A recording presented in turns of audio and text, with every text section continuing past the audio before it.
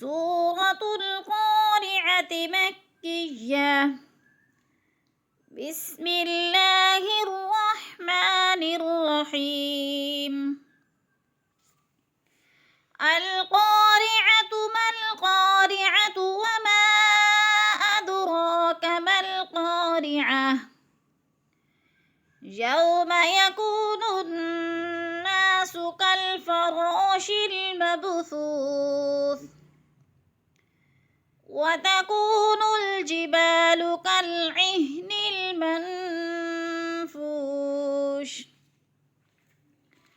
فأما من ثقلت موازينه فهو في عيشة راضية